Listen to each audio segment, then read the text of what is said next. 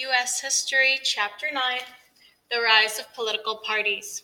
This chapter discusses the important political events in the early years of the new United States government. These events are shown and go from 1788 through 1840. During that time, the United States grew in size and strength. The country became more united, and people began to think of themselves as being part of a region, such as the North and the South, rather than being from a single state. In 1788, George Washington, who was well known because he had been the commander-in-chief of the Continental Army during the Revolutionary War, was elected president. Congress knew that one person could not manage all of the government activities, so they set up 5 departments, each with different jobs. The first was the Department of State, to deal with other countries. The second was the Department of the Treasury, to deal with money matters. The third was the Department of War, to deal with the military. The fourth was the Attorney General, to enforce the laws of the government. The fifth was Postmaster General, to run the post office. President Washington chose the people to head these departments. Those men became the president's cabinet. Cabinet refers to a group of people who are in charge of departments and give advice to the president. Their tradition of forming a cabinet continues to this day, except that today, both women and men and people of all races are able to participate in all levels of our government. In Washington's time, only white men were allowed to vote and hold office. Political parties. What are political parties? Political parties are groups who join together because they have similar opinions on how a country should be governed and what laws are needed. Political parties are always trying to convince people that their ideas are best. When the majority of representatives belong to the same political party, that party can pass laws that solve problems according to its ideas. The capacity to carry out ideas by passing laws is a form of political power. In summary, a political party is a group of people who work together to gain political power. President Washington's cabinet included men of differing beliefs because he wanted to consider alternative ideas before he made up his mind on issues. President Washington wanted to avoid the development of political parties. In Britain, the people in political parties were often people who were looking for a way to get money for themselves from the government. President Washington thought the political parties argued too much. It did not try hard enough to make good laws. But that didn't stop them. The first political party in the United States started in 1789. There was only one political party at that time, and the leader of that political party was Alexander Hamilton, shown here. Alexander Hamilton was in President Washington's cabinet as the Secretary of Treasury Department. Who had helped write the Federalist, was the leader of a political group composed of wealthy businessmen. Hamilton's political party included the same wealthy business people who had been alarmed by Shays' Rebellion. Those wealthy businessmen, along with wealthy farmers, had helped get the new Constitution ratified.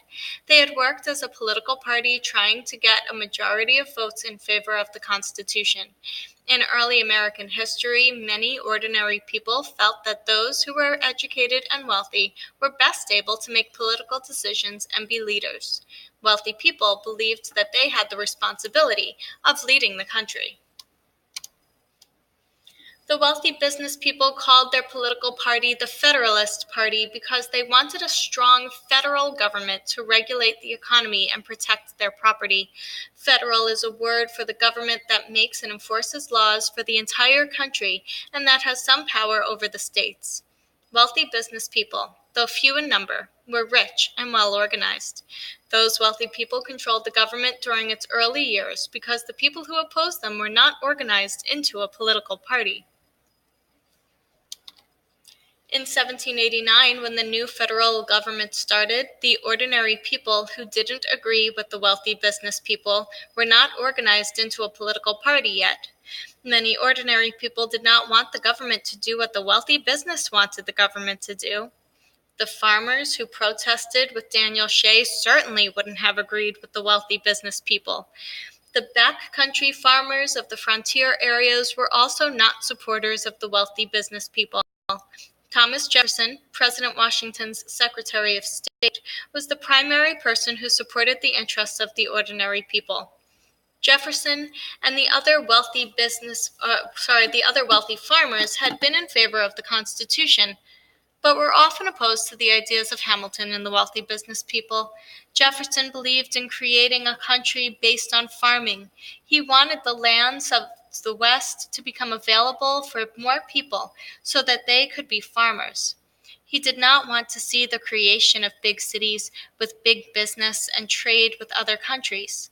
Jefferson believed in having a country in which the federal government protected the freedom of the individual states, but did not get involved in making decisions about business. Jefferson's problem was stopping Hamilton and the party of wealthy businessmen from dominating the country. Jefferson and other wealthy farmers had been in favor of the Constitution, but often opposed the ideas of Hamilton and the wealthy business people. Jefferson believed in creating a country based on farming. He wanted the lands to the West to become more available to people so they could become farmers. He did not want to see big cities being built with business and trade with other countries. He believed in having a country where the federal government protected the freedom of the individual states, but did not get involved in business decisions. He needed to stop the wealthy businessmen from dominating the country.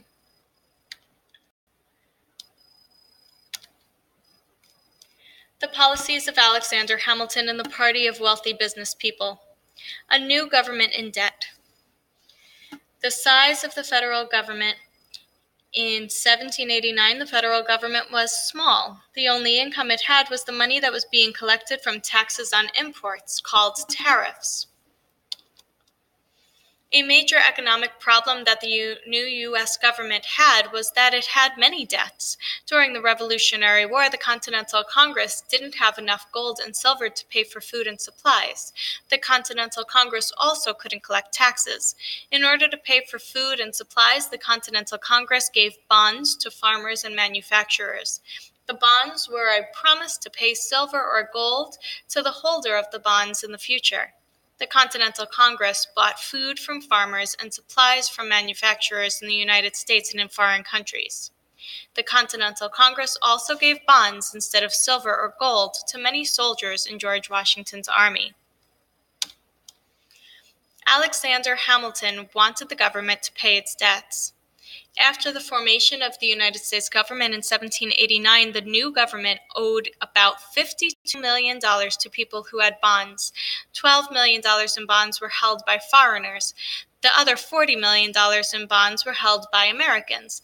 During its first session, Congress quickly agreed to collect taxes on imports in order to pay off the debts to people in other countries.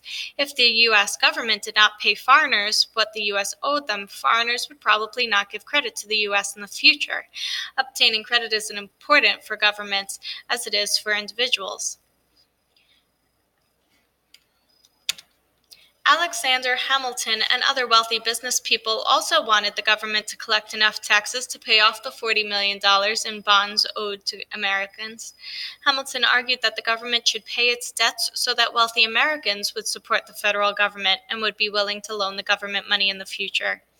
Remember, legally binding cooperation through the U.S. Constitution had just created the federal government. If people had not supported the new federal government, it might have failed.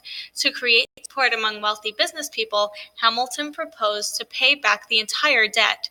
Wealthy Americans would continue to support the new federal government, which would eventually pay gold for their bonds. Congress would raise the money to pay off the bonds through taxes on imports. Many small business owners, ex-soldiers, and farmers in the U.S. had been paid with bonds. Several years had passed, and many of these people thought that the new government would never pay them silver or gold for the bonds. There were wealthy people, however, who thought that the